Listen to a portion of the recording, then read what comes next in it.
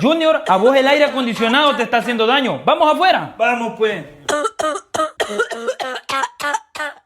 ¿Y cómo hiciste eso, Junior? ¿Sabes qué? Te voy a llevar al doctor. Bueno, Junior, con esto se le va a quitar la tos. No se preocupe, doctor. Ahorita se lo pongo quieto.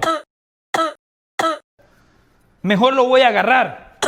Ay, doctor, qué difícil es tenerlo quieto. Mire, pues ya se fue.